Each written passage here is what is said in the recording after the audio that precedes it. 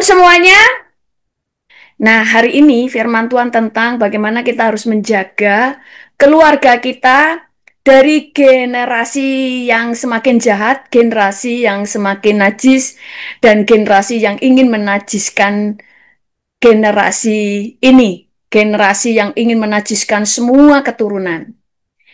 Saya buka dulu, judul firman Tuhan hari ini adalah Jaga keluargamu dari generasi yang najis. Saya baca dulu ayat firman Tuhan di dalam 1 Petrus 1 ayat 16 berkata, sebab ada tertulis, kuduslah kamu sebab aku kudus. Kuduslah kamu sebab aku kudus.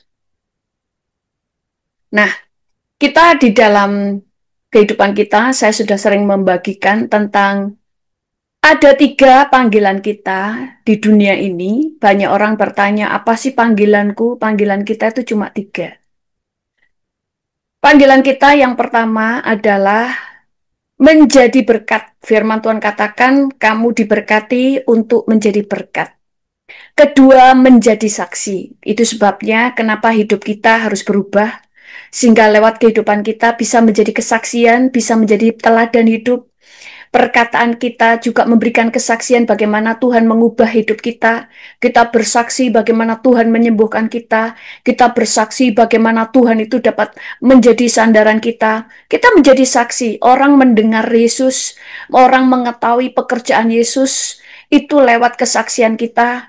Orang bisa mengetahui bagaimana Tuhan mampu mengubah orang, mengubah manusia yang tadinya jahat menjadi baik, menjadi hidup benar lewat kesaksian hidup kita, lewat teladan, dan menjadikan segala bangsa murid Yesus.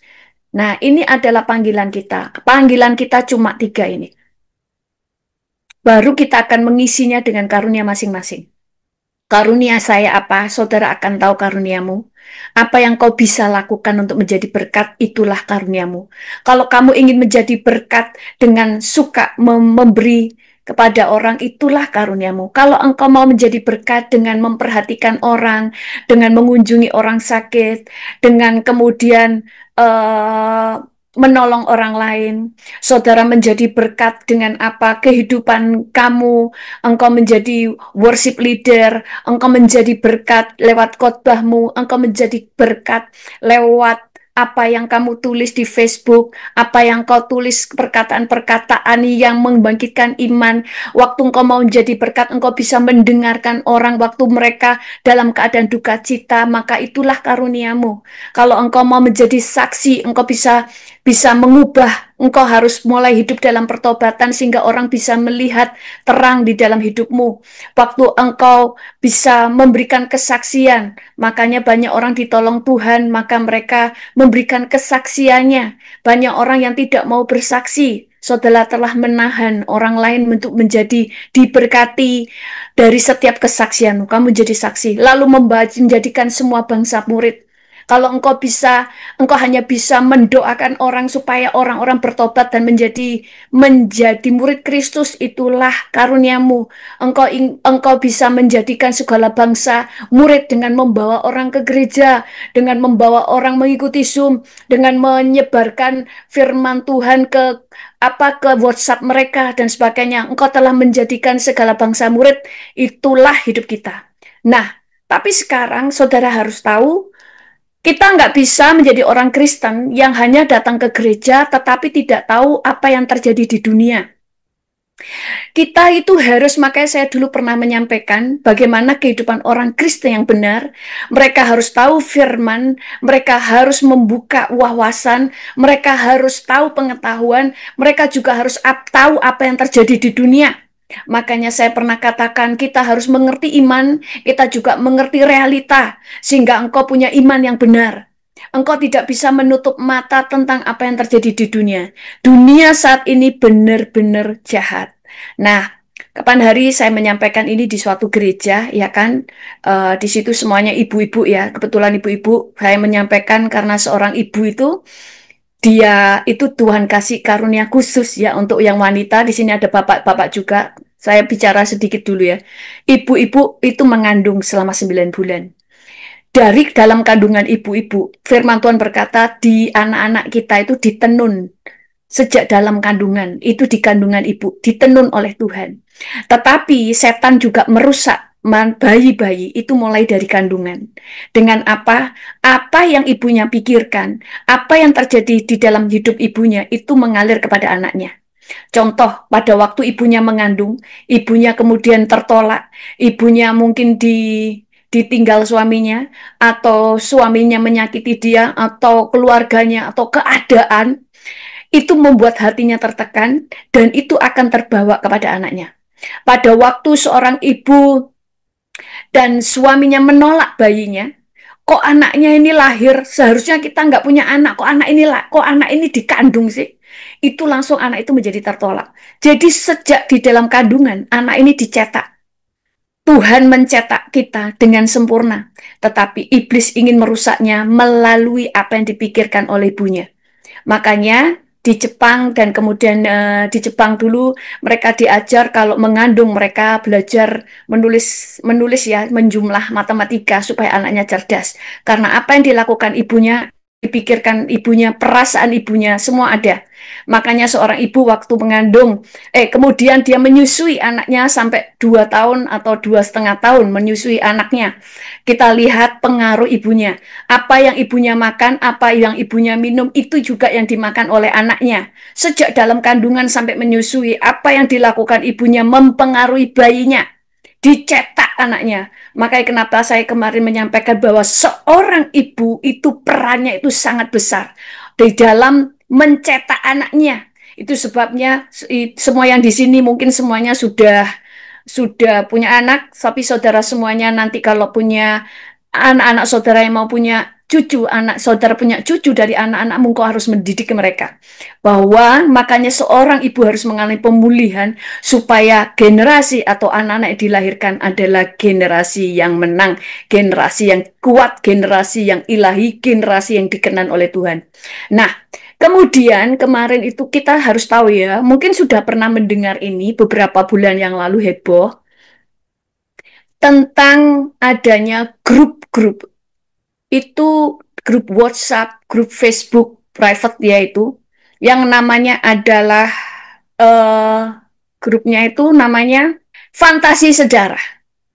Mungkin ada yang dengar Fantasi Sejarah? Gak ada yang tahu ya? Gak ada yang tahu ya? Ini ada grup, saudara. Kemarin kapan hari itu ditemukan satu grup isinya di dalam Facebook 3.200 orang satu grup. Kita tidak tahu ada berapa grup yang ada di Indonesia dan berapa grup yang ada di bangsa-bangsa yang merusak semua generasi. Di grup ini adalah namanya Fantasi Sejarah. Nah, saya mau sampaikan ini supaya saudara sadar.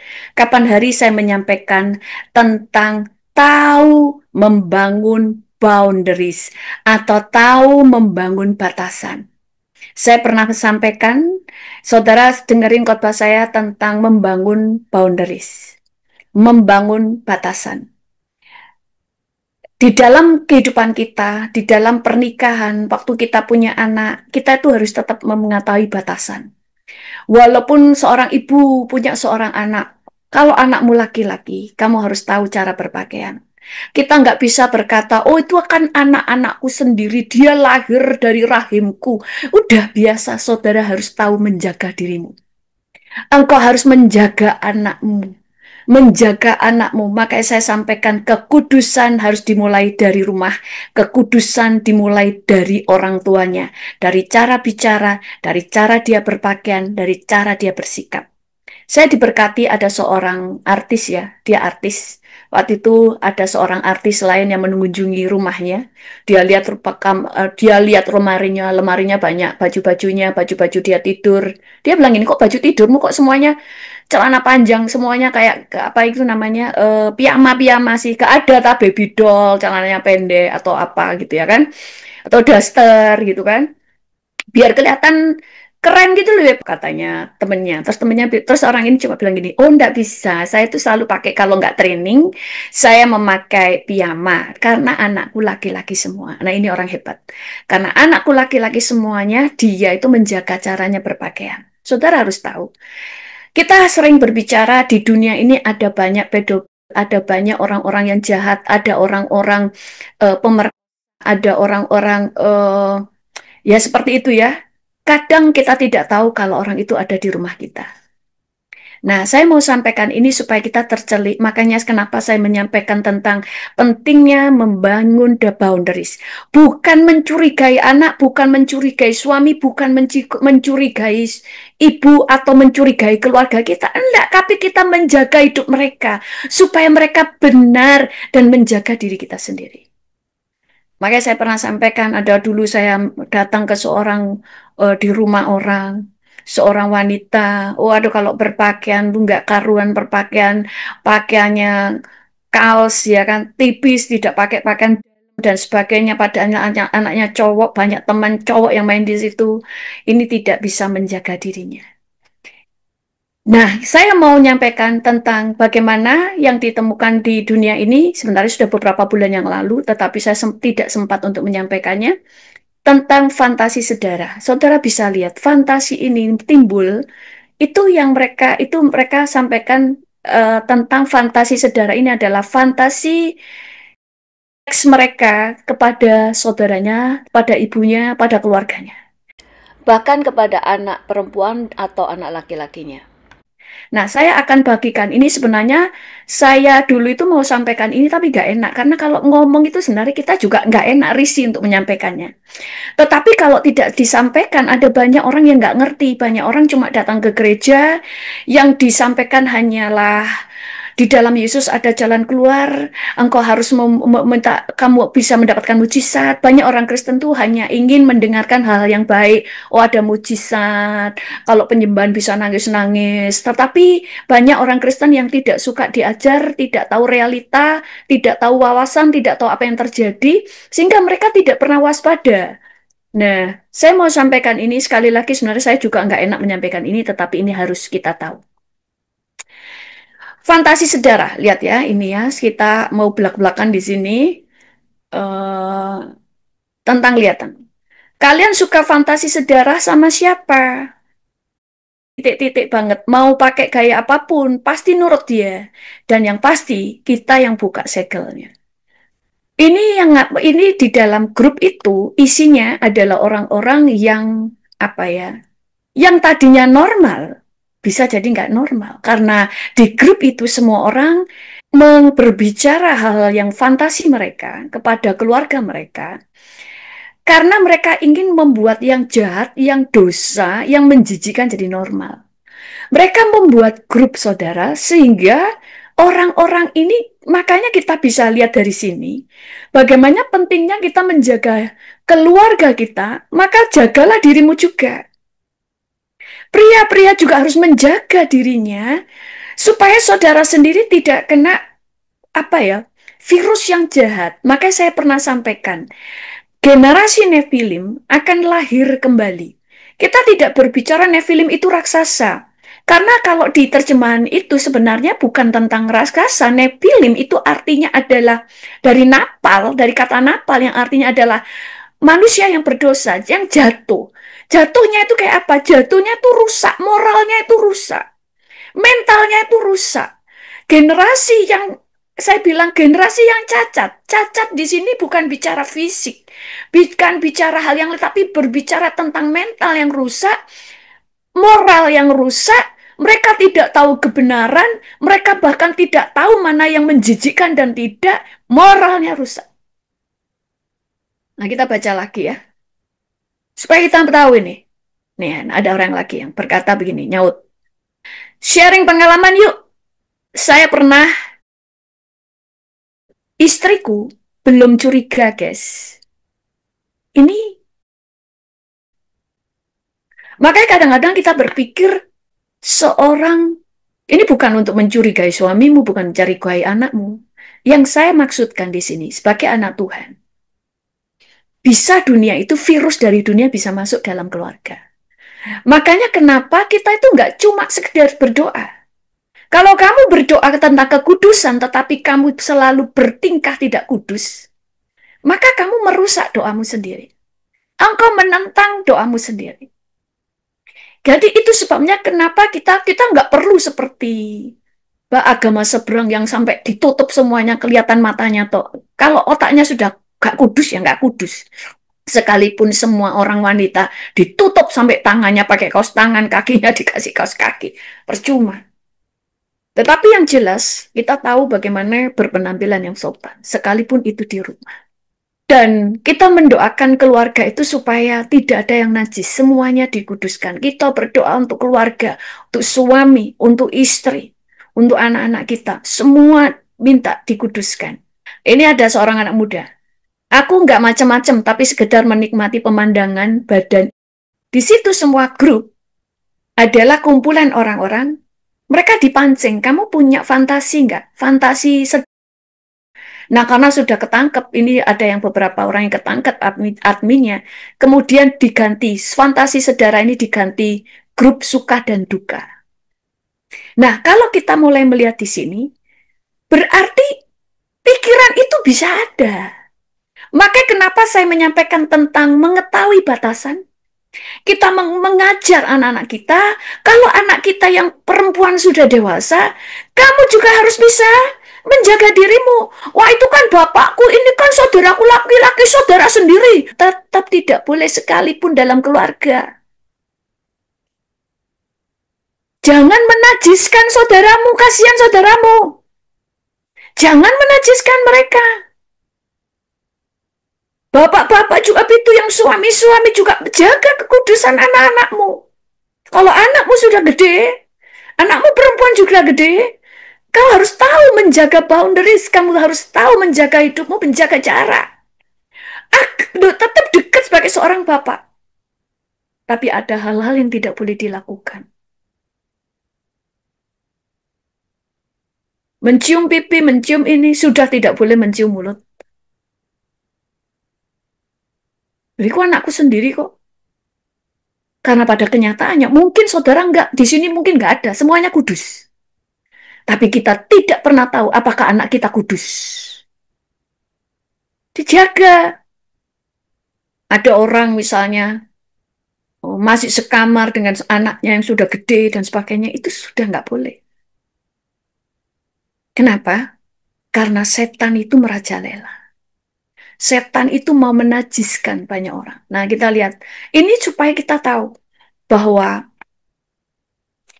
para orang-orang yang rusak itu bisa ada di rumah kita. Ada film kisah nyata di Amerika, dari film kisah nyata, itu ada seorang anaknya itu dari umur 15 kalau nggak salah ya, dari umur 15 disekap bapaknya, ayah kandungnya, supaya kita tahu. Kenapa saya menyampaikan tentang menjaga boundaries. Disekap bapaknya di basement. Basement itu sudah dibangun bapaknya sedemikian rupa, sehingga kedap suara. Dan kalau dilihat dari luar, itu tembok itu nggak kelihatan. Kalau itu ada pintunya, itu nggak kelihatan.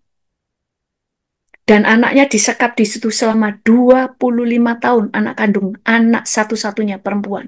Ibunya di atas, kok Isa nggak tahu.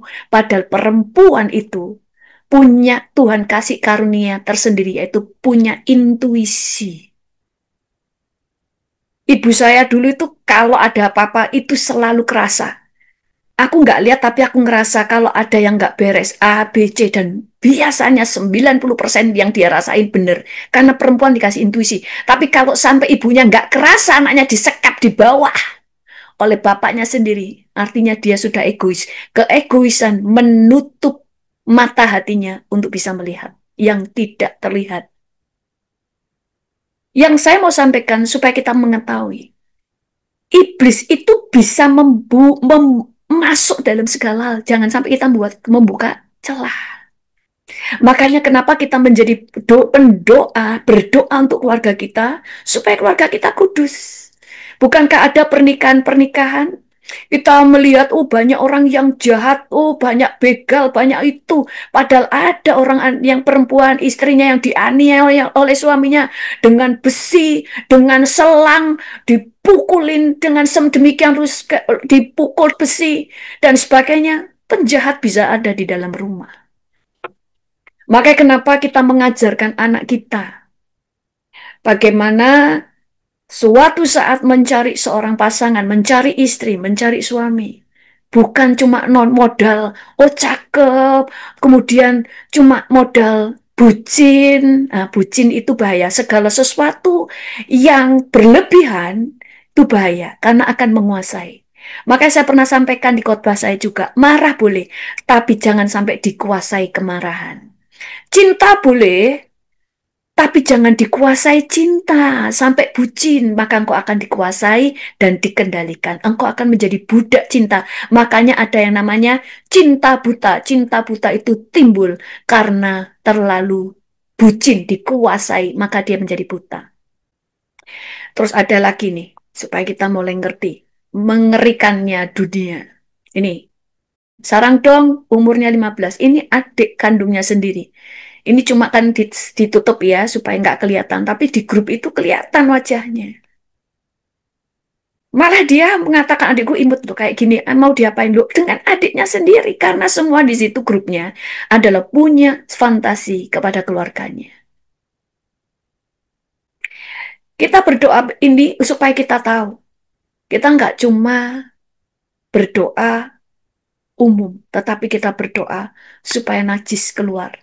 Makanya dulu ada seorang hamba Tuhan yang cerita waktu dia masih kecil.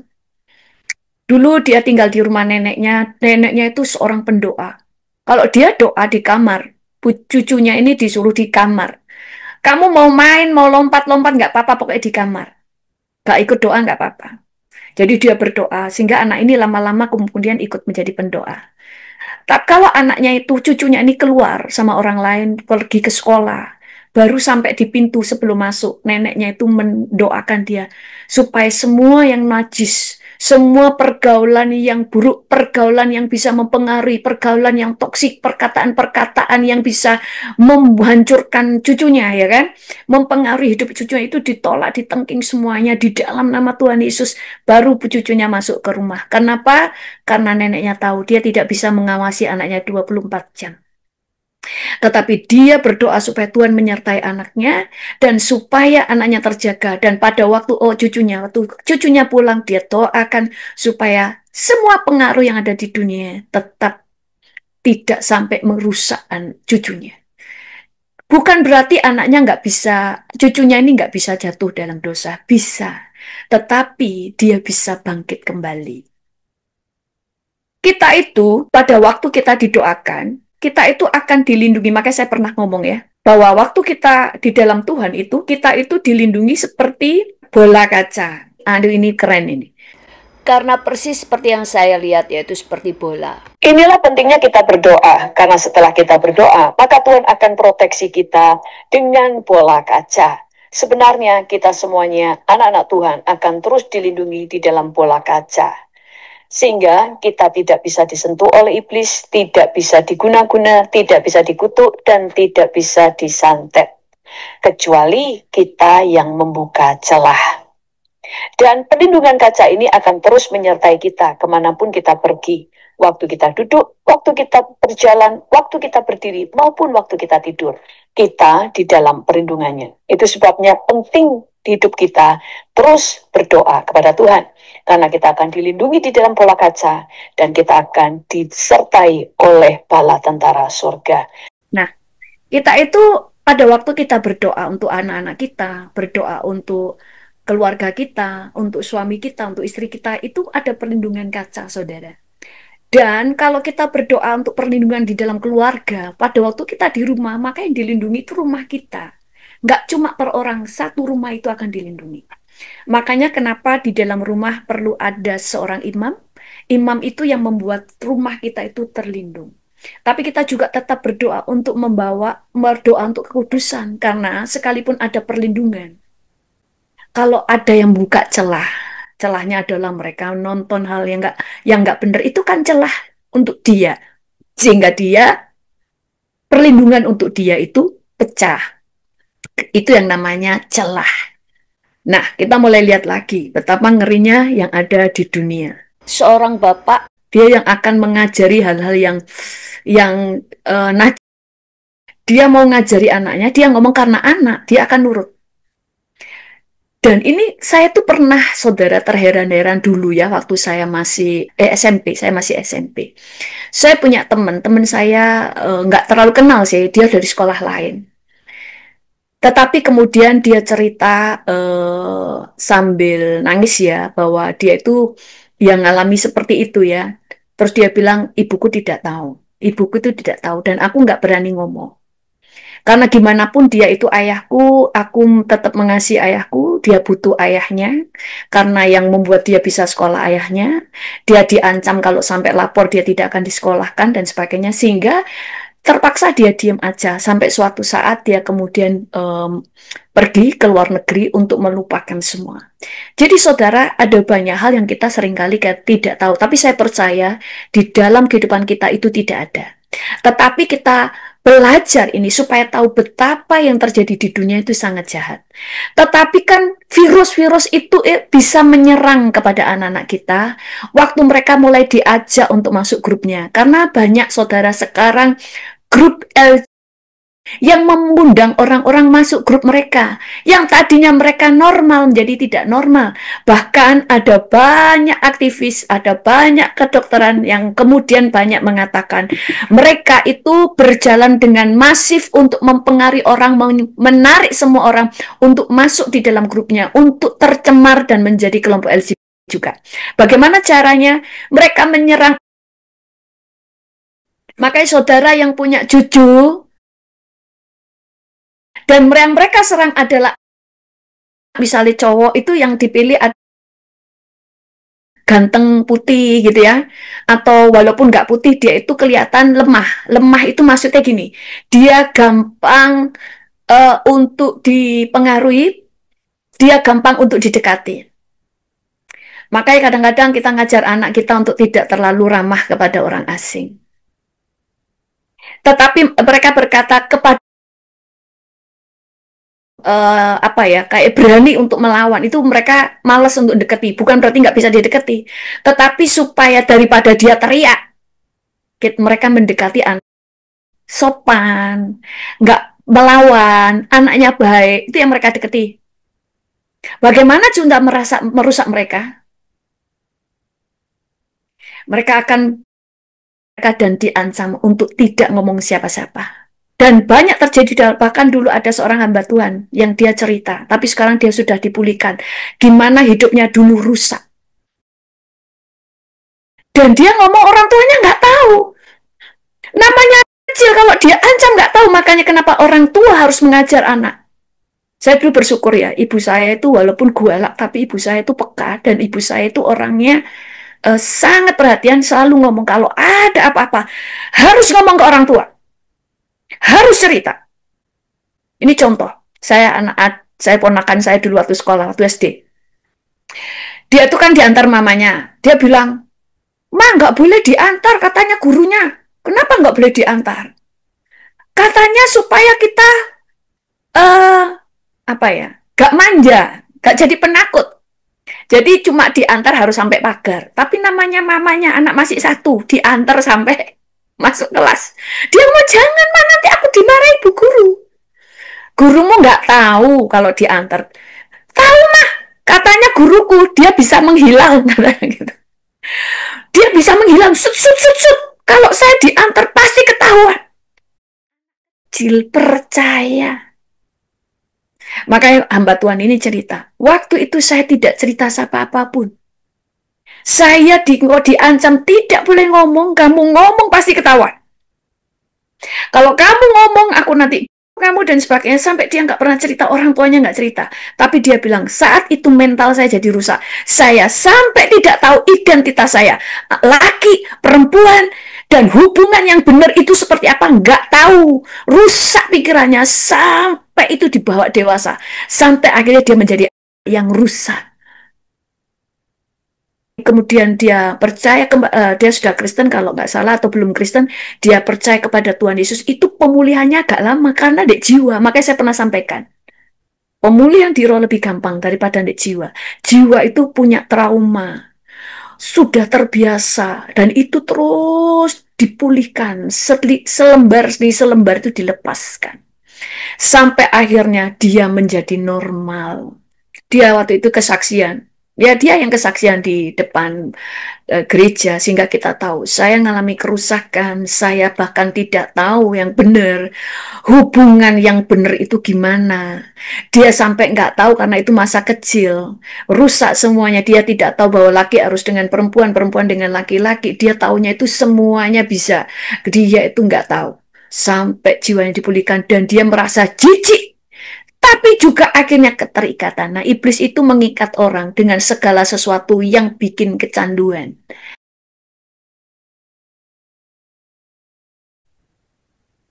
Rokok, itu semua mengikat. Karena iblis mau mengikat orang dengan kecanduan. Kecanduan itu mengikat. Makanya saya pernah sampaikan, dosa itu dikatakan, firman Tuhan berkata, kuasa dosa menghisap.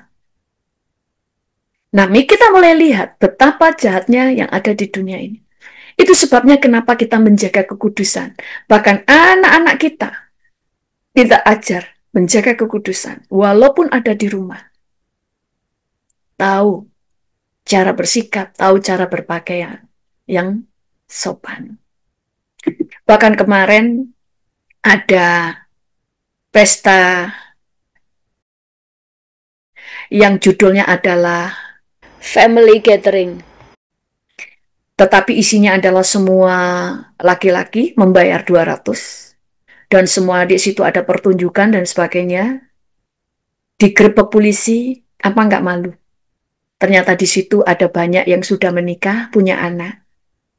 Ada yang sudah bertunangan, ada yang masih muda. Kenapa? Karena dunia ini mau membuat semua yang salah menjadi benar. Makanya kenapa di luar negeri banyak membuat parade, itu untuk membuat yang salah menjadi lama-lama menjadi biasa, akhirnya orang bisa menerimanya.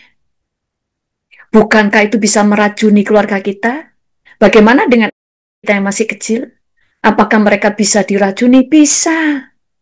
Karena itu sudah masuk ke mana-mana, ke sekolah dan sebagainya. Karena mereka kemudian memancing, yaitu tadi. Itu sampai ada kesaksian loh di YouTube. Itu mereka semuanya tugasnya. Itu ada yang memang tugasnya. Ini pekerjaan setan. Mereka memang bertugas untuk mempengaruhi. Jadi kita membawa jiwa-jiwa ke gereja. Mereka itu merusak. Terserah kamu tetap di gereja. Itu dirusak. Loh, bahkan saudara, itu ada beberapa orang yang bertobat. Misalnya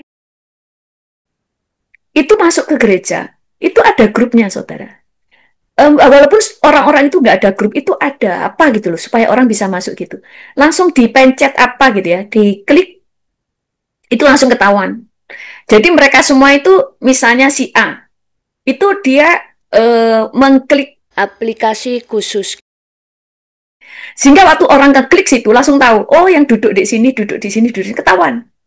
Orang lain yang tidak di grup itu nggak tahu. Yang tahu itu hanya grup mereka itu kayak saudara saya cetet, dipencet itu langsung tahu siapa saja yang tergabung di dalam grup itu. Terkoneksi semuanya. Mereka semua mengklik untuk menunjukkan mereka juga termasuk kepada mereka. Maka kapan hari ada anak Tuhan yang bertobat. Dia ngomong waktu itu, saudara, saya lupa namanya ya, ada di YouTube ya. Dia kesaksian. Dia ngalami, baru bertobat setelah kena HIV. Dia seorang worship leader. Kalau dia pujian penyembahan itu hadirat Tuhan sangat kuat. Tapi apa yang kemudian menjadikan dia ke sana? Waktu dia ikut gym, ada yang selalu mendekati dia. Karena dia adalah orang yang tidak pernah mendapatkan perhatian oleh ayahnya. Karena ayahnya sudah meninggal kalau salah, atau ayahnya tidak berfungsi, dalam arti berfungsi tidak bisa menjadi bapak, yang tidak bisa menjadi seorang bapak yang mengayomi anaknya. Saya lupa ya.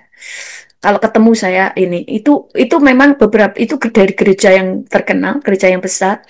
Dia seorang worship leader. Dia waktu itu di YouTube menyampaikan minta maaf, dia pengakuan kalau selama ini Waktu WL memang diurapi Tuhan, tapi terakhir dia sudah jatuh di dalam dosa, tetapi tidak ada yang tahu, dia tetap worship leader. Sampai akhirnya dia ngalami kejatuhan, sampai kena HIV. Baru dia bertobat, karena Tuhan bilang gini, kamu akan dibuang ke neraka, karena nggak bertobat. Akhirnya dia bertobat dengan cara apa? Dia akan dipulihkan. Kalau dia bertobat dan mengakui kesdosanya. Kayak kadang-kadang ada tuntutan Tuhan berbeda-beda. Makanya waktu itu dia bilang, daripada saya nggak selamat. Selama ini dia menutupi. Dia bilang kalau saya terbuka, yang malu itu bukan cuma saya. Gereja saya malu, orang tua saya malu, keluarga saya malu. Tetapi Tuhan yang bertanggung jawab. Tuhan mau saya mengakui semuanya. Dan Tuhan katakan dia kena HIV. Walaupun dia ampuni, tetapi dia tetap akan mati karena dosa-dosanya. Tetapi dia akan diselamatkan. Makanya dia akhirnya berani mengakui. Pertamanya dia di gym, diperhatikan orang. Dia itu sebenarnya bukan mau jatuh sana, tapi karena mendapatkan perhatian, dia senang. Lama-lama dia terikat dengan perhatian itu sampai jatuh, sampai dalam. Akhirnya nggak bisa keluar dari sana, terjatuh semakin. Makanya saya katakan, dosa itu adalah kuasa yang menghisap orang semakin hari semakin ke dalam. Makanya saya katakan kan, ada 3 level dosa, halaman, ruang najis, ruang manajis, disedot masuk. Tapi puji Tuhan, dia berbalik kepada Tuhan, dia akui dosanya. Bukan berarti tadinya kemudian dia tidak menjadi Kristen, dia masih Kristen. Dia berdoa, dia akui, dan dia ngomong ke teman-temannya di semuanya di sana. Karena dia juga punya adik-adik rohani. Dia bilang, mungkin kalian kecewa. Tapi jangan sekali-sekali untuk mengikuti apa yang pernah saya lakukan. Kalau kamu masuk, kamu akan susah keluar. Karena semua orang akan narik kamu lebih dalam. Itu sebabnya kenapa kita harus menyembuhkan keluarga kita. Kalau engkau menjadi orang tua yang cuek, yang tidak memperhatikan, itu rawan bagi anak-anakmu.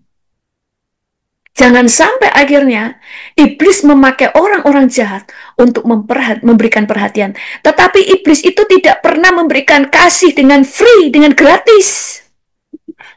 Dia akan memberikan kasih, tetapi imbalannya adalah nyawa, jiwa, dan nyawa mereka. Dibawa masuk lebih ke dalam, supaya orang itu dinajiskan. Kita bayangkan, padahal rapture, kita adalah orang-orang yang harus kudus. Kita bisa membayangkan karena kita bisa hilang. Cucu kita bisa hilang. Karena mereka terbawa kepada kenajisan. Makanya kenapa kita harus berdoa. Tuhan tutup bungkus anakku dengan kuasa darahku. Cucu dengan kuasa darahmu. Anak cucuku. Lindungi mereka, basuh mereka, tahirkan mereka. Malam itu waktunya doa untuk mentahirkan keluarga kita. Tahirkan mereka semua. Dari semua pengaruh yang jahat, pengaruh yang najis, yang membuat mereka tidak kudus. Semua pengaruh yang dari dunia.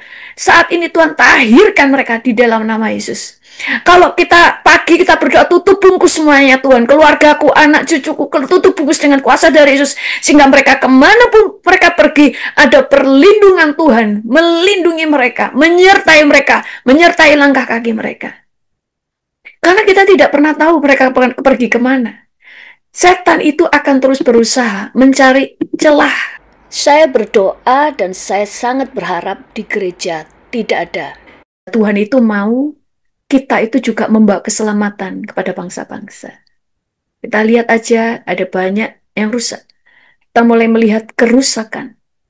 Itu sebabnya kenapa kok terjadi begitu? Karena iblis itu mau generasi yang lahir setelah kita itu generasi yang rusak moralnya. Kadang bukan mereka yang rusak, bukan mereka yang kemudian mau rusak, ada yang rusak. Makanya saya pernah sampaikan di khotbah saya, ada 3 macam orang jahat di mata Tuhan. Ada orang jahat karena memang dia memilih untuk jahat. Dia sudah tahu kebenaran, dia sudah mengenal Yesus, tapi dia tetap memilih untuk jahat. Itu adalah dosa yang mendatangkan maut. Tapi ada orang yang jahat karena dia tidak tahu. Dia tidak kenal Yesus. Dia jahat, tapi banyak yang tidak kenal Yesus pun mereka baik. Tapi ada yang ketika jahat karena dia sudah dicetak untuk jahat oleh orang-orang dewasa, oleh orang-orang di sekitarnya. Dia sudah dirusak supaya menjadi jahat, menjadi rusak oleh lingkungannya. Maka ada seorang dari umur 5 tahun, itu sudah dikasih minum itu alkohol, minum minuman keras. Sehingga dia kecanduan, nggak pernah minum air putih, cuma air keras. Minum minuman keras. Sampai dia dewasa. Waktu dia bertobat terima Yesus, orang langsung, oh kamu harus bertobat, ya sudah tinggalkan minuman itu. Dia bilang, saya pengen, tapi susah. Dia harus pelan-pelan karena dari kecil nggak pernah minum air. Yang dia minum cuma alkohol, minum minuman keras. Sehingga dia kecanduan, taunya minuman itu. Dia sudah dicetak oleh keluarganya untuk menjadi jahat. Bahkan teman saya sendiri, ada orang, bukan teman sih, orang itu datang waktu saya melayani dan dia kemudian bertobat percaya Yesus, akhirnya dia kesaksian. Dia soalnya saya lihat dulu itu dia dekil, rambutnya keribu, perempuan saudara, waktu ketemu saya kelihatan bersih, cantik, saya itu sampai gak kenal. Karena di keluarganya itu ternyata tantenya dan omnya itu penjual narkoba. Anak ini dari kecil dikasih narkoboy. Karena mama papanya miskin, anak dititipkan orang, padahal tantenya kaya, ternyata kaya karena narkoboy. Anak ini dari kecil itu jadi pecandu narkoboy. Tapi dia sudah dilepaskan Tuhan, sampai pernah sakau kaku. Inilah dunia itu memang tujuannya merusak. Saya katakan, senjata iblis adalah dusta, tetapi senjata powerfulnya iblis adalah manusia. Manusia yang jahat, yang sudah diikat iblis akan dipakai untuk mengikat orang-orang lain. Kemudian berikutnya, ada banyak orang, kita berpikir orang-orang pedo atau orang-orang itu ada di luar sana. Tetapi banyak itu ternyata ada di rumah mereka sendiri. Yang istrinya tidak tahu, keluarganya tidak tahu. Makanya banyak berita di Indonesia kan. Banyak terjadi, mungkin saudara nggak tahu berita. Saudara juga harus tahu ya tentang berita yang terjadi supaya kita tahu wawasan. Supaya kita tahu bagaimana melindungi keluarga. Dan supaya kita tahu untuk mendoakan bangsa kita. Supaya gak menjadi korban. Kita jangan melihat keluar kalau sampai kita sendiri membuka celah di dalam keluarga. Makanya membangun boundaries itu penting. Menjaga kekudusan di dalam keluarga itu penting. Gak cuma menjaga supaya, gak ada tontonan gini-gini. Saudara itu tidak pernah tahu. Bahkan survei membuktikan kalau cowok sudah mengalami 99% mereka tidak akan ngomong. Kalau perempuan, lebih mudah untuk ngomong, untuk curhat. Kalau cowok mau curhat, satu, mereka itu harga dirinya sudah hancur. Sehingga dia untuk cerita itu malu. Dia tidak akan berani bercerita karena itu harga diri. Tapi itu membuat dia semakin hancur. Maka ada seorang artis sekarang percaya Tuhan Yesus, dia adalah sekarang percaya Yesus. Kenapa dia rusak? Saya nggak perlu sebutin namanya. Dia rusak. Dia berkali-kali didatangi Tuhan. Dia waktu kesaksian tuh hebat, orang itu sampai diberkati, jatuh lagi. Terus dia pulih, diberkati lagi, jatuh lagi. Terus kemudian dia mengalami pemulihan, terus dipakai Tuhan, malah diundang gereja-gereja untuk kesaksian. Jatuh lagi, sekarang sudah nggak ada yang mengundang. Karena takutnya nanti dia sudah kesaksian, ternyata jatuh lagi kan jadi batu sandungan. Sudah nggak diundang lagi. Akhirnya dia cerita di podcast. Waktu kecil, dia mengalami berkali-kali oleh cowok, oleh cewek, dan dia rusak. Makanya dia jijik, tapi juga terikat. Makanya kenapa? Sekali lagi, engkau nggak bisa berbicara. Kan dia anakku. Kan dia saudaranya. Saudara harus tahu, setan bisa masuk di dalam celah. Mereka itu punya otak. Mereka bukan robot. Mereka itu punya otak untuk berpikir. Makanya kita harus jaga bagaimana cara berpakaian kita, walaupun ada di rumah. Kenapa sih kok generasi ini dirusak? Yang pertama, iblis itu, kita ini kan mempelainya Tuhan. Seorang mempelai itu kan Tuhan maunya kita itu kudus hanya menjadi milik Yesus, tapi iblis merusak. Makanya kan kasihan kalau keluarga kita rusak, kasihan kan? Makanya jadilah orang yang menjaga, bukan menjadi orang yang ikut merusak. Itu sebabnya pertobatan dimulai dari orang tua. Kita harus bertobat. Kalau saudara di sini belum punya anak, belum menikah, saudara harus bertobat dan pulih jadi utuh untuk dirimu sendiri. Kita mulai menjaga kehidupan kita karena generasi ini dirusak untuk apa? Selain untuk menajiskan mempelainya Yesus, itu untuk karena dia tidak bisa melawan Yesus, maka yang dia lawan, yang dia rusak adalah anak-anaknya atau mempelainya, itu untuk menyakiti hati Yesus. Kedua, iblis tahu akan ada rapture dan dia menajiskan semua karena dia berusaha tidak ada satupun yang bisa di rapture. Makanya banyak orang yang ngajar rapture tidak ada supaya saudara tidak bisa berjaga-jaga. Padahal rapture itu ada. Itu adalah harapan kita satu-satunya. Supaya tidak memasuki masa aniaya yang terlalu berat. Kemudian, kita contoh ya, ada keluarga contoh. Keluarga ini ya bodoh. Keluarganya banyak yang idiot. Turun-temurun, itu incest. Ya karena dari kecil taunya itu. Makanya kenapa harus dipulihkan supaya cara pikir kita itu diperbarui. Saya pernah nyampaikan, kita harus mengasihi dan mendidik keluarga kita seperti cara Tuhan, bukan cara orang tua. Kalau cara orang tua kita, ada banyak cara didik mereka, ada yang benar, ada yang salah. Makanya standarnya harus firman Tuhan. Ini keluarga ini turun-temurun itu incest. Sehingga anaknya cacat semua. Kenapa? Karena iblis itu mau merusak. Lihat, ini cacat semua saudara anaknya. Mereka nggak bisa bicara. Ada yang buta. Padahal melihat wajah-wajah mereka, mereka bukan orang yang jahat. Tapi cacat. Mentalnya. Ini kalau ini sudah keterlaluan turun-temurun mereka semuanya, kisah perkawinan sedara atau incest. Karena mereka taunya, keluarganya mereka juga seperti itu, turun-temurun. Sehingga mereka taunya itu. Makanya saya pernah sampaikan, kenapa iblis mau merusak? Sehingga kemudian muncul generasi Nephilim. Mereka itu merusaknya dengan apa? Yaitu hubungan sesama jenis. Kemudian mereka akan melahirkan anak-anak. Bukan melahirkan, mereka akan mengadopsi anak. Yang pasangan sejenis cowok dengan cowok mengambil anak perempuan dari bayi. Waktu mereka besar, saudara bisa bayangkan kecacatan di mentalnya. Karena mereka taunya cuma daddy and father. Mereka tidak tahu pernikahan yang normal. Karena dari kecil yang mereka melihat cowok dengan cowok. Lalu mereka akan melihat dirinya, saya ini siapa? Kok bentuk saya berbeda dari daddy dan father? Kok berbeda? Mereka semuanya bentuknya kan laki-laki dan mereka tidak tahu laki-laki perempuan nggak ada karena kemudian dirusak. Makanya kapan hari itu sekolah-sekolah di luar negeri mau mengajarkan mereka yang memilih gender mereka, anak-anak nggak tahu gender mereka. Kalau mereka tidak diajar yang benar, dirusak sehingga mereka punya mental yang rusak.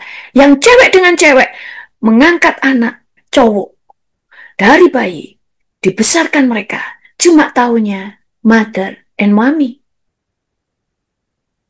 Yang satunya bertindak sebagai ayah, tapi dia juga perempuan. Makanya di Thailand ada 18 gender. Padahal Tuhan itu menciptakan hanya 2 gender, laki-laki dan perempuan. 18 gender itu ada laki yang suka dengan perempuan, normal ya. Ada yang perempuan suka dengan laki-laki, itu normal. Tapi kemudian ada gender yang lain, ini merusak saudara. Terus kemudian ada yang namanya Tom, itu ini jenis-jenis ya kan, gender. Ada yang namanya Tom, dinamakan Tom itu perempuan yang berpenampilan seperti laki-laki, tapi menyukai perempuan, jadi ini lesbian. Menyukai perempuan yang berpenampilan feminin. Tom itu disebut Tom itu perempuan yang seperti laki-laki, tapi menyukai perempuan yang berpenampilan feminin. Kalau adalah perempuan yang menyukai Tom tadi ya. Tom itu kan perempuan yang tomboy. Itu perempuan yang berpenampilan feminin suka dengan perempuan yang tomboy. Kemudian ada Tom gay. Perempuan yang menyukai perempuan kayak laki-laki dan juga menyukai perempuan yang feminin. Tom gay itu juga perempuan. Kemudian ada bi, yaitu perempuan yang menyukai semua jenis atau bisa. Kemudian but, laki-laki yang menyukai semua jenis. Kemudian gay queen, laki-laki berpenampilan feminin tapi menyukai laki-laki yang berotot. Gay king, laki-laki berpenampilan maskulin dan menyukai laki-laki yang feminin. Kemudian ada Tom Quinn, dan semuanya nggak usah disebutin ya. Pusing. Dan 18. Gak apa-apa saya sebutin, supaya ngerti. Dunia itu kayak gitu sekarang. Gay Queen, laki-laki berpenampilan feminin, tapi menyukai laki-laki. Gay King tadi ya. Tom Gay Queen, Tom tadi lah perempuan tomboy yang menyukai Tom feminin. Yang menyukai Tom yang feminin. Nggak ngerti saya ini. Tom Gay tuh gue. Kemudian ada lesbian. Nah, itu tadi belum lesbiannya. Kemudian ada Adam, laki-laki menyukai Tom. Laki-laki feminin yang menyukai wanita yang maskulin. Kan aneh tuh. Laki-lakinya ini suka diperlakukan seperti perempuan. Tapi yang disukai adalah perempuan yang seperti laki-laki. Nah, saudara, itu sudah rusak Cherry. Kalau Cherry perempuan yang menyukai pria gay dan ladyboy. Kemudian Angry ladyboy yang menyukai Tom. Samsian perempuan yang menyukai Tom, lesbian dan wanita normal. Nah, saudara bisa lihat dunia ini iblis itu merusak. Makanya ada orang mengatakan ada bidadari dan sebagainya. Makanya di dalam Tuhan malaikat pun gak ada jenis kelamin, tapi penampilannya laki-laki, hanya laki-laki. Supaya semuanya itu lurus pikirannya. Yang ditulis sebagai perempuan hanya gereja.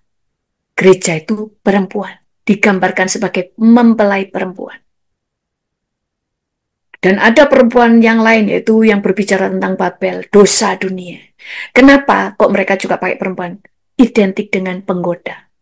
Jadi kita mulai melihat saudara, kita di dalam keluarga, apalagi saudara yang sudah menikah, punya anak, atau saudara yang masih muda belum menikah yang di sini.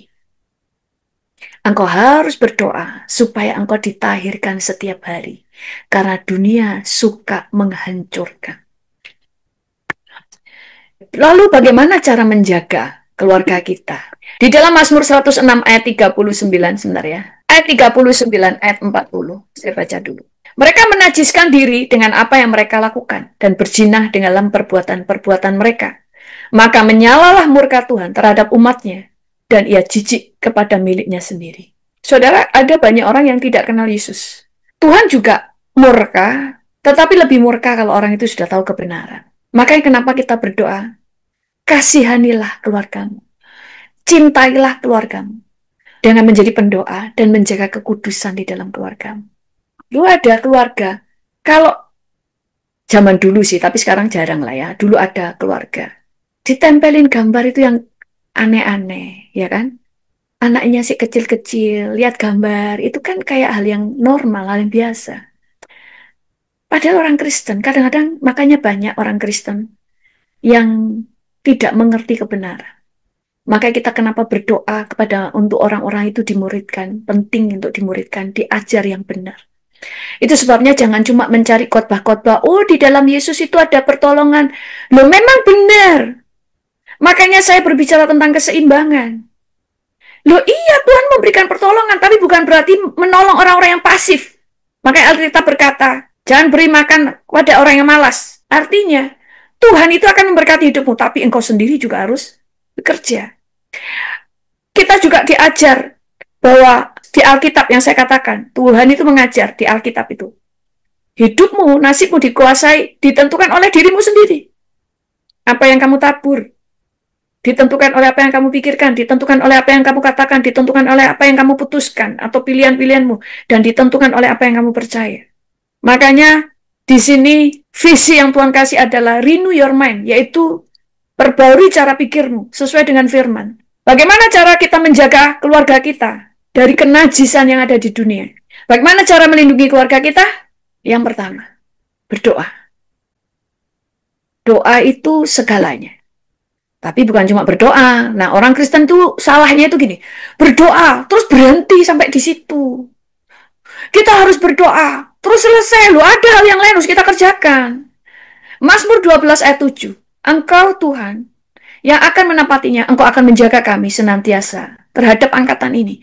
Tuhan yang mengangkat, yang melindungi keluargamu dari angkatan yang jahat, dari generasi yang rusak ini. Kemudian yang kedua, bagaimana menjaga keluargamu? Jaga dirimu. Jaga dirimu, maka kamu bisa menjaga keluargamu. Jangan cuma menjaga keluarga, tapi kamu nggak bisa menjaga hidupmu. Mazmur 17 ayat 4-5 tentang perbuatan manusia sesuai dengan firman yang engkau ucapkan. Aku telah menjaga diriku terhadap jalan orang-orang yang melakukan kekerasan. Langkahku tetap mengikuti jejakmu, kakiku tidak goyah. Di sini dikatakan, aku menjaga diriku terhadap jalan-jalan orang yang penuh dengan kekerasan. Saya menjaga diriku dari jalan orang-orang yang sesat. Makanya menjaga pergaulan bukan tidak mengasihi mereka. Dan langkahku tetap mengikuti jejakmu, kakiku tidak goyah. Artinya, hidupmu itu harus mengikuti jejaknya Tuhan, mengikuti apa yang firman Tuhan katakan. Makanya jangan mendidik anakmu sesuai dengan orang tuamu, cara mendidik orang tua, cara orang tuamu mendidik kamu. Tapi pakai cara Tuhan. Ambil yang baik dari cara orang tua kita mendidik, buang yang salah. Tapi baik pun, kalau tidak sesuai firman, itu bukan baik, itu kejahatan. Mendidik tanpa menyakiti hati. Mendidik itu membuat pikirannya terbuka. Oh, ini salah, tapi jangan melukai hatinya. Alkitab mengajar begitu. Menyakiti hati dengan apa? Misalnya, dasar anak goblok, dasar kamu itu udah jelek. Aku kok bisa punya anak kayak kamu ya? Kok apa sih aku ya punya anak kayak kamu? Nah, itu melukai hati. Tuhan katakan, jangan menyakiti hati. Keluarga kita adalah yang terutama untuk kita layani. Kasihani keluargamu. Jangan sampai kita melayani banyak orang, keluarga kita terhilang. Yang ketiga, cara kita melindungi. Perlu hikmat dan pengetahuan. Amsal 2 ayat 11-12. Kebijaksanaan akan memelihara engkau, kepandaian akan menjaga engkau. Ayat ini jadi ayat favorit saya. Ini sering saya sampaikan di dalam setiap khotbah saya ayat ini. Supaya engkau terlepas dari jalan yang jahat. Dari orang yang mengucapkan tipu muslihat. Bagaimana kamu bisa lepas dari jalan-jalan orang jahat? Kalau kamu punya kebijaksanaan. Kalau kamu menjaga kepandaian. Atau kamu punya pengetahuan.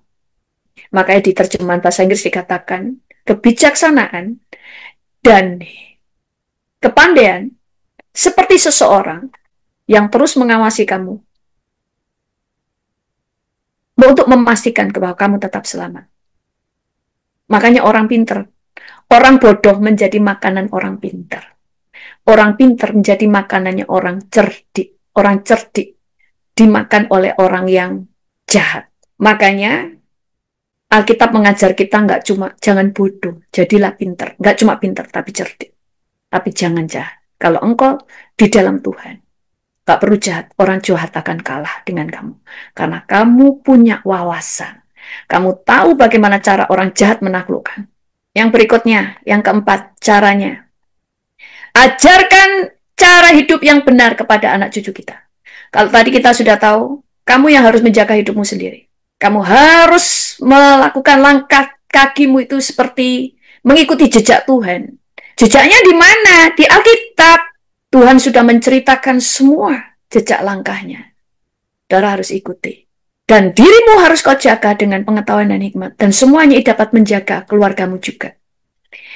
Yang keempat, ajarkan kepada anakmu, kepada dirimu, kepada cucumu. Itu jadi bukan masalah gini. Saya paksa semua keluargaku ke gereja. Pokoknya semua harus ke gereja, tapi engkau sendiri nggak berubah. Engkau jahat di dalam rumah tangga. Engkau tidak bisa menjadi berkat. Engkau keras kepala. Engkau telah merusak anakmu. Untuk membuat anakmu datang ke gereja bisa, tapi untuk membuat mereka bertobat agak susah. Kamu nggak bisa menitipkan, oh orang-orang di gereja nanti tobat, tetapi kamu yang merusak mereka. Setiap kali pulang, engkau merusak mereka kembali. Makanya sebelum kita mengajar anak cucu kita, jadilah teladan supaya didengar. Supaya perkataan kita ini punya kuasa. Titus 2 ayat 6-7. Demikian juga orang-orang muda. Nasihatilah mereka supaya mereka menguasai diri dalam segala hal. Yang penting dalam kehidupan itu, diajar bisa menguasai diri. Dan jadilah dirimu sendiri suatu teladan dalam berbuat baik. Hendaklah engkau jujur dan bersungguh-sungguh dalam pengajaranmu. Jadi tugasmu ngajarin anakmu, ngajarin orang lain yang lebih muda dari kamu, menasihati mereka supaya mereka tahu penguasaan diri. Tapi juga, dan jadilah dirimu sendiri teladan dalam berbuat baik. Hendaklah kamu jujur dan bersungguh-sungguh dalam pengajaranmu. Kamu gak bisa cuma ngajari anakmu, tapi kamu sendiri menjadi orang yang biang keladi, yang merusak mental anak-anak. Orang yang mengasihi, dia mau berubah demi orang-orang yang dikasihi. Orang yang punya kasih, dia akan mau berubah. Makanya jangan berkata kamu punya kasih. Kalau kamu keras kepala tidak mau berubah dengan sifatmu, kamu bukan punya kasih. Kamu harus memiliki kasih di dalam kehidupan.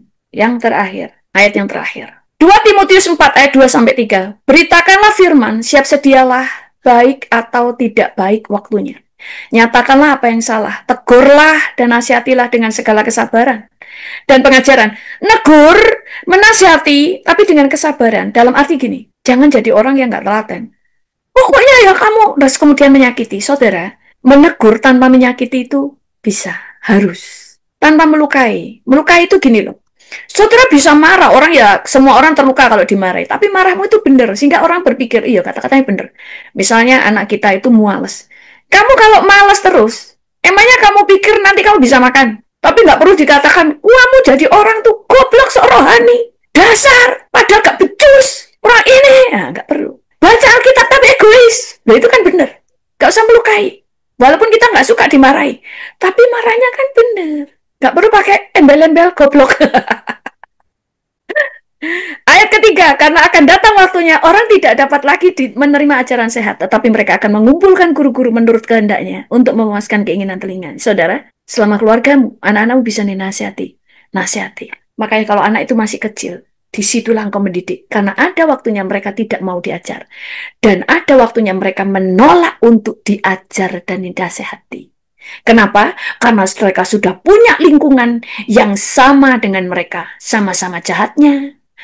Kalau mereka adalah orang-orang yang sesuka penyimpangan seksual, grupnya juga begitu, saudara sudah kehilangan. Saudara akan, di dalam Yesus semuanya bisa diatasi, tetapi ada harga yang saudara bayar. Ada waktu untuk pemulihan, tetapi kan kita nggak perlu untuk yang seharusnya itu tidak terjadi, jangan terjadi. Itu sebabnya sekali lagi jaga hidupmu, jaga kekudusan di dalam hidupmu. Ada orang-orang itu yang kayak sayang anak-anak. Saya dulu ada anak muda. Dari cara mencium anak kecil sudah tahu, anak ini sedikit ada pedofilnya. Dan orang tidak menjaga. Makanya kalau saudara punya anak kecil yang perempuan, jaga anakmu. Kalau dia pakai pakaian rok, jangan cuma pakai celana dalam, tapi pakaikan dia legging. Supaya apa, saudara? Kau lindungi anakmu. Banyak penjahat di luar sana. Bukan curiga ya, tapi kadang kita punya firasat ya, kita tahu. Cara cium orang yang normal dan orang yang tidak normal kelihatan. Tapi ada banyak orang tua yang tidak peka.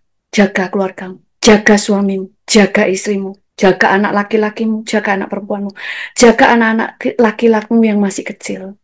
Ajar mereka untuk jujur kepada orang tua. Kamu, kalau ada orang yang berbuat jahat sama kamu, atau mereka ngancam, jangan bilang-bilang orang tua. Kamu harus cerita sama orang tua. Karena orang yang bisa kamu percaya hanya orang tuamu. Kamu harus terbuka, tapi saudara benar-benar harus bisa dipercaya oleh anakmu. Jangan suka mempermalukan anakmu. Orang yang suka dipermalukan, dia akan rusak mentalnya. Kalau dia kemudian terjadi sesuatu di luar, dia tidak akan mau ngomong sama saudara, karena saudara adalah biang merusak dia. Oke, sebelum kita serahkan kepada hostnya, mari kita berdoa. Tuhan, saat ini Tuhan, belas kasihan-Mu turun. Firman-Mu berkata, anak-anak Tuhan dipakai Tuhan untuk memulihkan. Anak-anak Tuhan dipakai Tuhan membawa terang. Anak Tuhan dipakai Tuhan untuk menunjukkan jalan. Itu sebabnya Tuhan, apa yang terjadi, Firman-Mu berkata, kalau terang itu sudah menjadi gelap, maka gelaplah segala sesuatu. Karena yang membawa terang adalah anak Tuhan. Kalau terang itu sudah tidak ada, maka dunia ini sangat gelap. Itu sebabnya kami berdoa, Tuhan, berikan kami, Tuhan Yesus, basuh anak-anak-Mu dengan kuasa darah-Mu. Basuh orang tua dengan kuasa darah-Mu. Pulihkan mereka menjadi pribadi yang utuh. Kuduskan anak-anak kami, kuduskan keturunan kami, kuduskan anak cucu, kuduskan anak-anak muda. Sehingga semua, Tuhan Yesus, tetap ada di track yang benar. Tuhan, saat ini kami berdoa, biarlah Engkau Tuhan yang menawan keluarga kami, anak-anak cucu kami, suami, istri kami dengan kuasa darah-Mu, sehingga hidup mereka benar sampai garis akhir. Sehingga pada waktu Yesus datang untuk mengangkat kami pada masa rapture, tidak ada satupun yang tertinggal. Tuhan, pakai hidup kami untuk membawa kekudusan bagi dunia ini. Kuduskan keluarga kami, Tuhan, sehingga hidup kami berkenan. Terpuji nama-Mu, Tuhan, dalam nama Tuhan Yesus. Haleluya. Amin. Saya persilakan hostnya. Puji Tuhan, Terima kasih Pastor untuk pengajaran pada malam hari ini. Dahsyat, dahsyat, amat sangat dahsyat, luar biasa. Dan Bapak Ibu, saatnya saya akan membacakan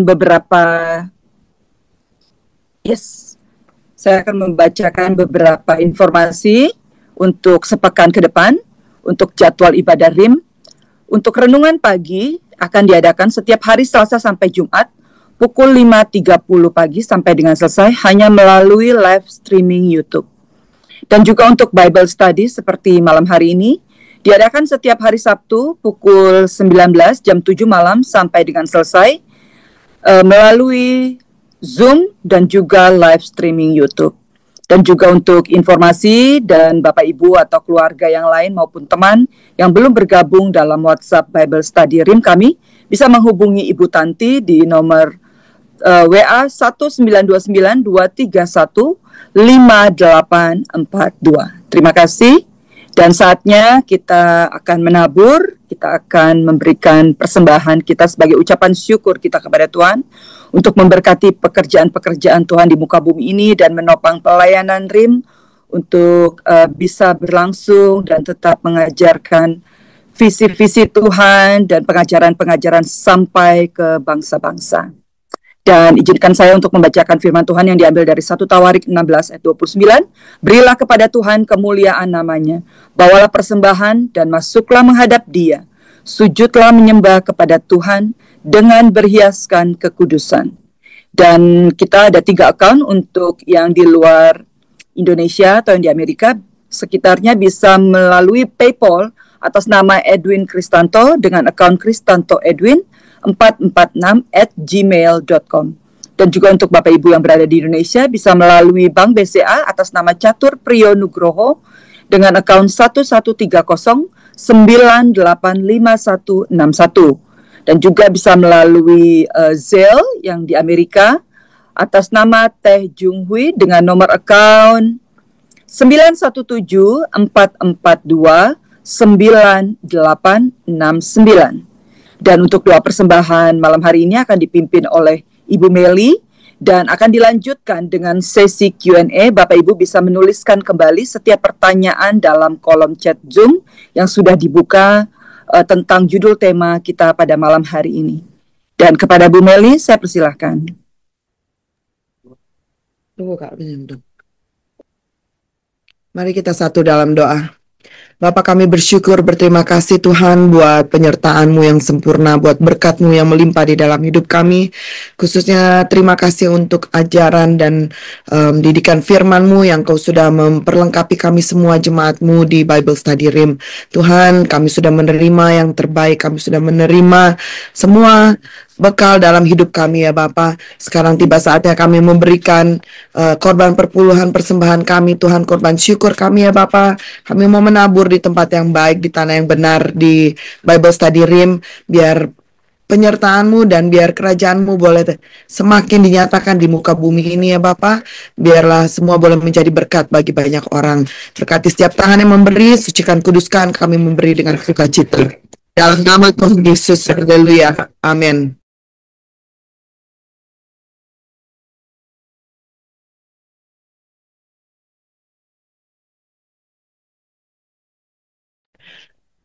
Puji nama Tuhan, saya akan lanjutkan dengan Q&A. So far, oke, kita udah ada dari Zoom. Pastor, gimana caranya kita belajar mengasihi dan mengampuni? Mengasihi dan mengampuni itu keputusan. Langsung kerjakan aja. Kita nggak bisa belajar dulu mengasihi itu caranya gimana ya. Kelamaan, tapi langsung lakukan. Mengasihi itu kan mengorbankan diri untuk orang lain. Dalam arti mengorbankan diri itu maksudnya gini. Misalnya di dalam keluarga kayak tadi ya. Misalnya saya kepengennya misalnya sebagai seorang ibu lah, seorang ibu ya kan. Waktu hamil aja ya, waktu hamil. Hal yang sepele. Saya kepingin makan rujak, saya kepingin makan es krim, saya kepingin minum alkohol. Loh, tapi kamu ngasih, loh anakmu nanti gimana yang di kandungan? Terus saudara mengorbankan kesukaanmu demi orang yang kamu kasih, itu kasih. Kayak ayah saya tadi, dia perokok berat. Dulu perokok berat itu kita nggak pernah tahu ayah saya perokok berat tuh nggak pernah ada yang tahu. Yang cerita itu temennya ayah saya. Akhirnya ibu saya cerita, iya dulu dulu apa papimu kayak gitu dulu kalau perokok. Tapi karena dia mengasihi, maka kasih itu dipraktekkan aja, lakukan. Mengorbankan, kalau itu merugikan pasangan kita, jangan lakukan. Itulah kasih. Kalau apa yang aku lakukan bisa menjadi sandungan, membuat orang Kristen tersandung hingga mereka menjadi kecewa dengan Tuhan, ya saya nggak mau lakukan. Itulah kasih. Jadi kasih itu gak usah belajar kayak gimana caranya ya, supaya belajar mengasihi, langsung lakukan aja. Belajar mengampuni itu gimana? Mengampuni itu juga nggak usah belajar. Mengampuni itu keputusan. Lakukan aja, ampuni. Hatimu mungkin masih sakit, tapi mulai memperkatakan, aku melepaskan pengampunan. Misalnya saya pernah disakiti oleh Bu Meli misalnya. Aku melepaskan pengampunan untuk Ibu Meli. Aku melepaskan pengampunan. Misalnya Bu Meli pernah memfitnah saya. Hati saya masih sakit, tapi saya sudah melepaskan pengampunan. Dan itu diulang-ulang. Aku melepaskan pengampunan, aku mengasihi Bu Meli, sampai engkau harus bisa mengatakan aku memberkati dia. Sampai kadang-kadang pertama-pertama nggak bisa. Ngomong mengasihi aja nggak bisa, cuma bisa aku mengampuni. Saya pernah kesaksian kan, saya kepahitan dengan orang, saya pelutu 3 bulan. Saya tuh nggak sadar kalau saya kepahitan dengan dia, sampai Tuhan memberikan saya mimpi. Mimpi itu saya benci sama dia, saya maki-maki, saya damprat dia itu mimpi. Padahal di dunia kenyataan nggak, saya baru tahu saya sakit hati kepada dia, yang saya nggak ngerasa. Karena sibuk melayani, kadang-kadang kita nggak kerasa.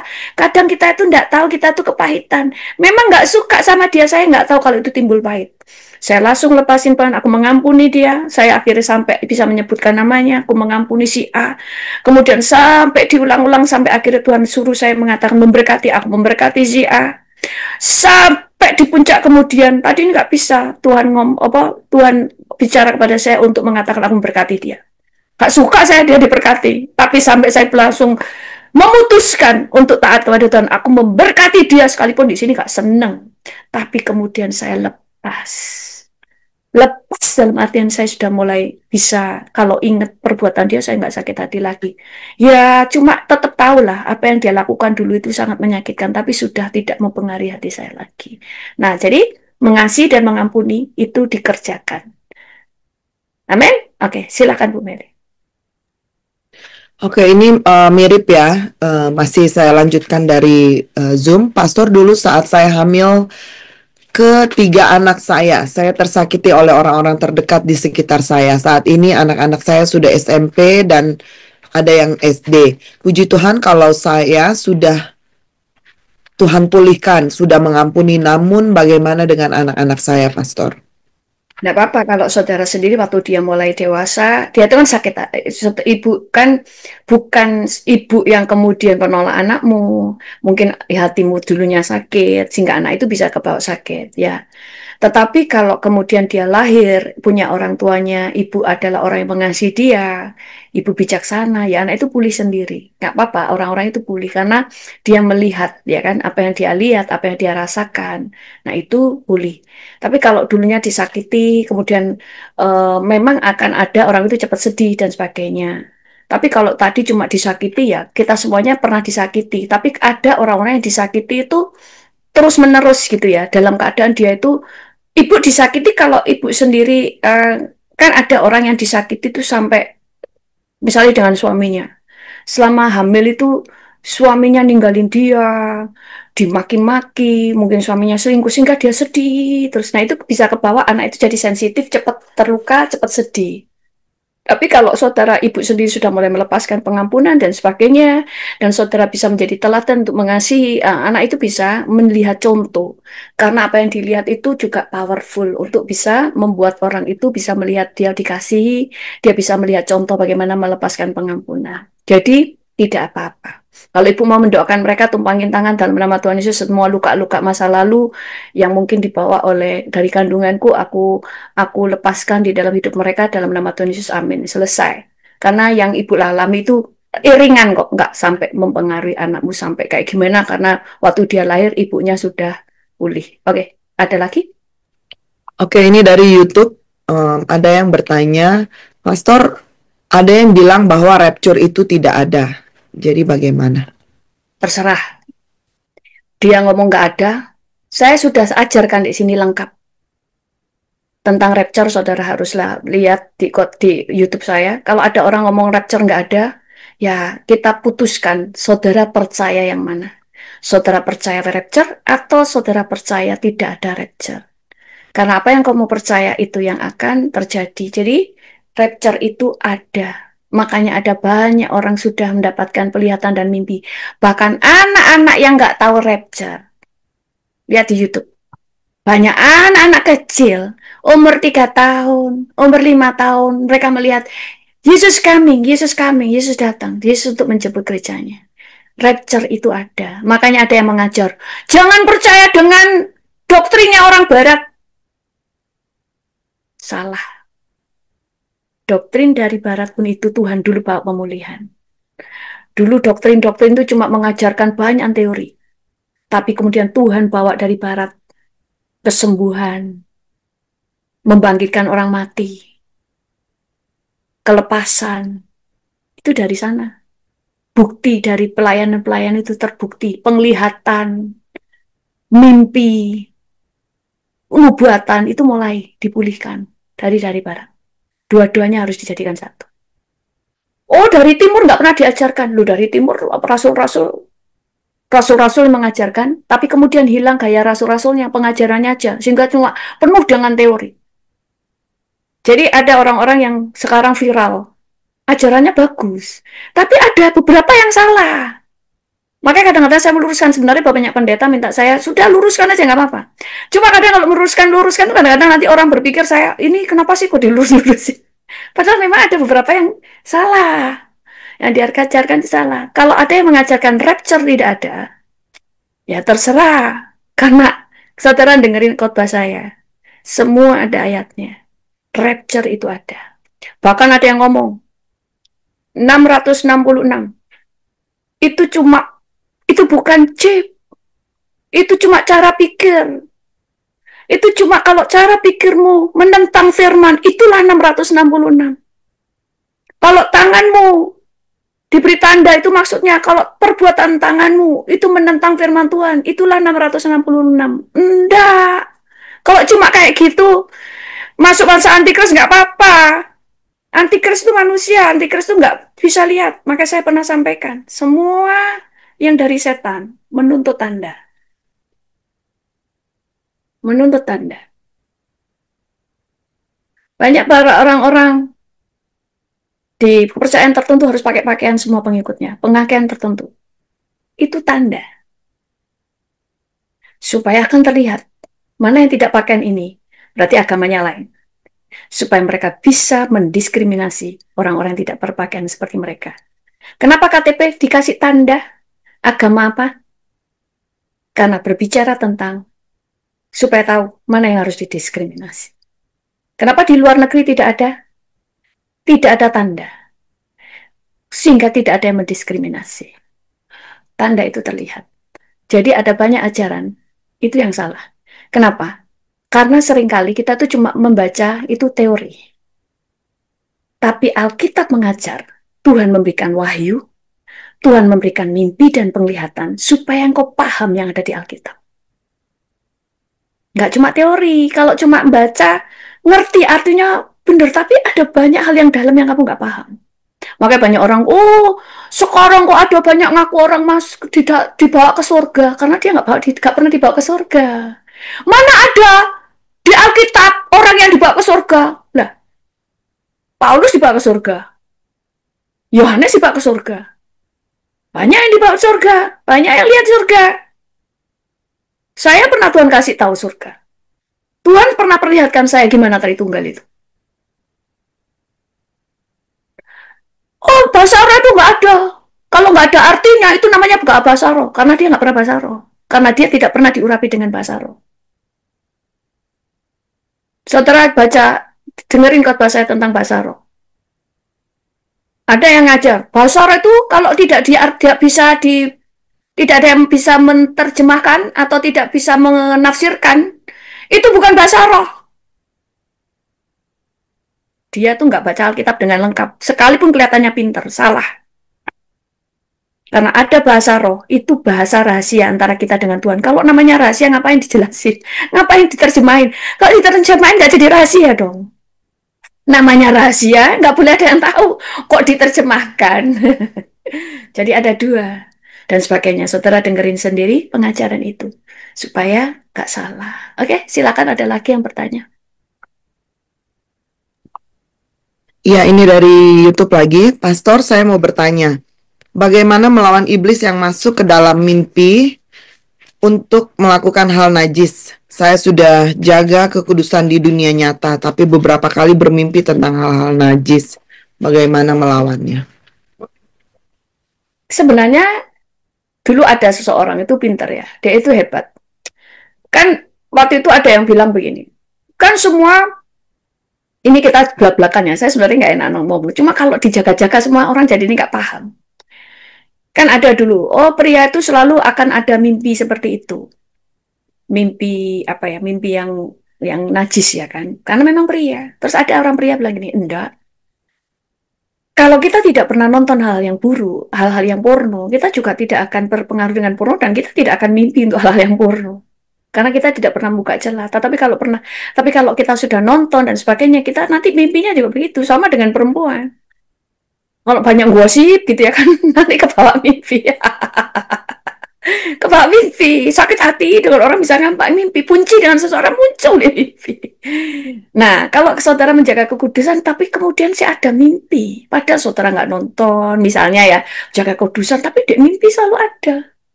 Berarti ada yang salah. Yang salah itu gini, mungkin saudara tidak tahu, saudara ada celah, atau nenek moyangmu dulu adalah orang-orang keturunan yang punya apa ya, kenajisan.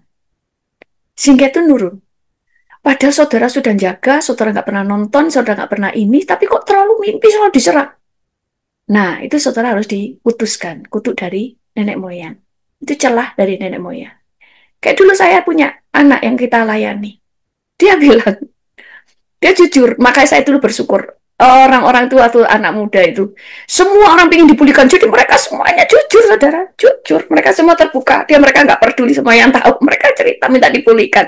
Tak dilayani kita dulu anak-anak muda ya, kita layani semua. Ya maksudnya saya melayani anak-anak muda kan dulu, melayani remaja. Dan mereka ada yang cerita ya, di depan banyak orang, nggak tahu, selalu kepingin ngintip. Pokoknya kedengaran kamar mandi, nah ini kan di rumah. Di dalam keluarganya sendiri. Begitu di kamar mandi, kedengaran biar gitu ya kan, mandi. Mau mamahku, mau cicikku. Kedua orang dari kecil. Kedua orang untuk ngintip.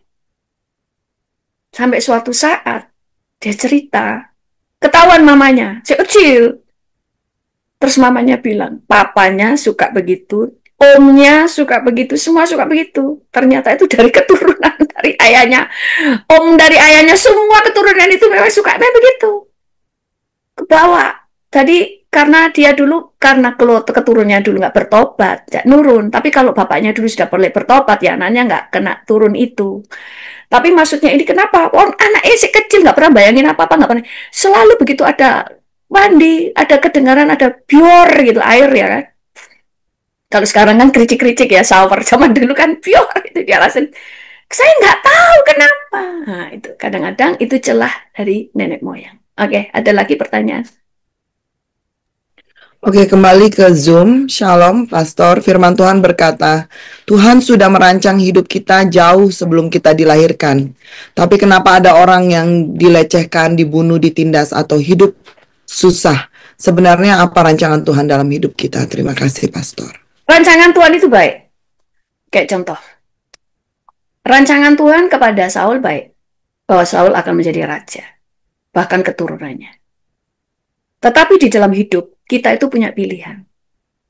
Kita punya pilihan untuk memilih. Makanya tadi saya katakan, nasib hidup kita ditentukan oleh kita sendiri.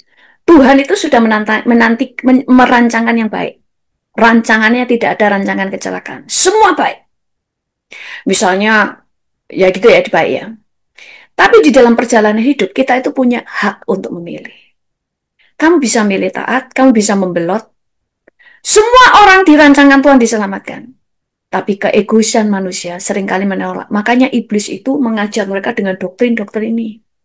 Supaya mereka mulai memutuskan yang salah. Sama dengan tadi. Kenapa ada kecelakaan? Kenapa ada aniaya? Ada ini. Kadang kecelakaan bisa karena kita teledor. Karena kita tidak berdoa. Karena dunia ini peperangan, saudara. Bukan begini.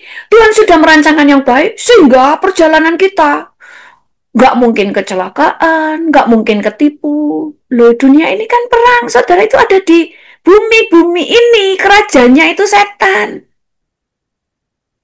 Makanya kenapa saudara harus berdoa? Jangan berharap nggak pernah berdoa kemudian semuanya mulus. Tetapi kalau saudara sudah berdoa, tetapi saudara mengalami nasib yang nggak enak, mengalami kecelakaan, berarti ada maksud Tuhan di dalamnya. Kayak Ayub. Makanya dia diberkati 2 kali lipat. Tetapi kalau karena kesalahan saudara, karena saudara nggak berdoa, atau saudara nggak pernah belajar, kayak ini lihat, saya itu sering lihat di YouTube nih. Makanya banyak yang usul supaya emak-emak tidak boleh naik motor. Memang kalau saudara ibu-ibu coba lihat itu, aduh menjengkelkan sendiri. Bukan bapak, bukan ibu-ibu aja, lihat itu nyebrang asal nyebrang. Kayak kemarin saudara kita naik mobil lurus, motor emak-emak di jauh. Kita sebelah sini, dia jauh. Tiba-tiba, sin, ya ampun, seenaknya nggak ada miring sedikit, kayak pelan-pelan, langsung tiba-tiba beloknya itu kayak motong. Kalau dia ketabrak gimana?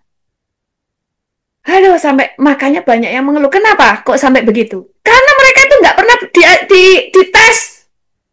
Kalau ada tes SIM itu kan sebenarnya dia diajar. Kalau sekarang kan orang bisa nembak. Diajar, lihat spion. Sebelum belok, lihat spion berkali-kali. Kalau saya dulu diajari ayah saya naik motor. Sudah diajarin, lihat spion. Sebelum ini ratingnya harus langsung lihat spion, jangan karena saya pernah kecelakaan, karena saya begitu nyalain ratingnya, tahu ya ratingnya, namanya rating kan? Apa itu namanya rating lah ya? Saya dulu bahasanya rating sih. Rating kanan, lampu kanan. Itu langsung saya belok, saya mikir, loh pokoknya sudah tak kasih rating, begitu saya pencet, saya langsung belok, tabrak saya. Ayah saya bilang gini, sekalipun lampunya dinyalain, lihat spion. Ada waktu jeda sedikit baru kemudian belok, orang itu biar tahu dulu. Itu dinyalain itu sih. Nah, banyak orang nggak diajar. Makanya banyak terjadi kecelakaan, bukan seringkali kadang-kadang bukan setan, karena setan juga memakai kebodohan. Makanya Tuhan bilang jangan bodoh. Kok banyak orang itu ya mentalnya tuh gak berubah-ubah karena kamu gak mau berubah. Jadi rancangan Tuhan kan baik kan? Loh iya. Tetapi untuk ke sana, rancangan Tuhan setiap hari baik. Setiap hari itu baik untuk menuju kepada rancangannya yang sempurna. Tapi setiap hari engkau ditantang untuk membuat pilihan. Kalau engkau selalu memilih Tuhan, apa itu memilih Tuhan? Di dalam setiap keputusan, mana yang keputusan yang benar? Sudah dikasih tahu pergaulan yang buruk merusak kebiasaan baik. Kamu dikasih pilihan. Iblis itu kasih pilihan. Ini loh, bergaul dengan ini. Terus kamu milih setan. Milih yang ditawarkan setan. Memilih pergaulan yang buruk. Tuhan sudah ngomong, jadilah pasangan yang seimbang. Engkau bucin dengan orang yang seharusnya tidak dewasa. Namanya seimbang bukan cuma bicara Kristen. Bicara dia itu dewasa. Orang itu gak dewasa. Tapi kamu milih situ. Yang membuat kamu nasibmu buruk, ya kamu sendiri. Makanya setiap hari adalah pilihan. Maka pilihlah yang benar. Yang sesuai dengan yang diajarkan Alkitab. Pilih yang benar. Pilih terang. Pilihlah berkat. Amin. Nah, ada lagi? Satu lagi. Sudah habis waktunya. Satu lagi. Itu lagi ya. Dari YouTube, Pastor, saya dulu pernah berdoa agar sembuh dari segala sengsara kuasa kegelapan. Dan bagian perut saya selang beberapa hari, saya mimpi saya mengusir dan ada benda yang keluar dari dalam perut saya sebanyak 2 buah. Apakah itu benar? Ya benar, nggak tahu yang keluar itu apa. Susu atau santet atau apa yang keluar atau penyakit. Kalau sudah keluar ya puji Tuhan. Jangan buka celah lagi. Jadi saudara sudah keluar, mungkin itu juga mungkin empedu, ya kan, batu empedu atau apa, sudah keluar sehingga saudara sembuh, memuliakan nama Tuhan, saudara bersyukur, sudah jangan main-main lagi. Kayak kita itu buka celahnya dengan apa, makan sembarangan, ya kan, sudah diajar yang baik, ya saudara bisa makan sembarangan, tetapi diimbangi dengan olahraga sehingga makanan-makanan itu terbuang, ya kan, dan sebagainya. Makan sembarangan, kemudian saudara puasa sehingga racun-racun itu hilang, ya enggak apa-apa, keseimbangan. Tapi ya itulah, membuka celah itu dengan apa?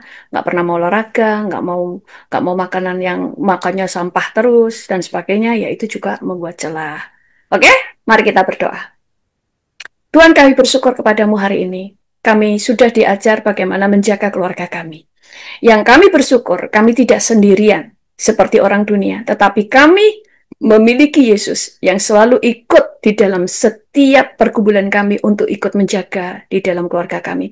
Engkau adalah sandaran kami. Tolong Tuhan, hidup kami bijaksana sehingga kami selalu memilih yang benar. Berikan kebijaksanaan kepada keturunan kami, anak-anak kami, suami, istri kami semuanya, Tuhan, anak cucu kami, sehingga mereka tahu arti memilih yang benar. Mereka tahu arti memilih pergaulan. Mereka tahu arti berdoa dan mengandalkan Tuhan. Mereka tahu arti kecerdasan dan hidup di dalam kebijaksanaan. Biarlah Tuhan Yesus basuh semua keluarga kami dari kepala, dari pemimpin yaitu suami, istri, dan sampai anak keturunan kami. Semuanya dikuduskan oleh darah Yesus. Kami percaya di dalam Yesus tidak ada yang mustahil, bahwa sekalipun ada anak kami, cucu kami yang mungkin jatuh dan terhilang, di dalam Yesus tidak ada yang mustahil mereka kembali kepada Tuhan. Sekalipun iblis sudah menarik mereka jauh sekalipun, tetapi di dalam Yesus tidak ada yang mustahil. Engkau bisa mengembalikan mereka di dalam tangan Tuhan. Terima kasih bahwa kami punya Allah yang dapat kami jadikan sandaran untuk kami percaya. Terpujilah namamu Tuhan. Di dalam nama Tuhan Yesus, berkati semua yang ikut lewat Zoom maupun lewat YouTube Live, sehingga setiap kami menjadi dewasa dan semakin bertumbuh di dalam Tuhan. Dalam nama Tuhan Yesus, haleluya. Amin. Tuhan Yesus memberkati. Sampai ketemu hari Sabtu depan. Jangan ada yang... Terima kasih, Pastor.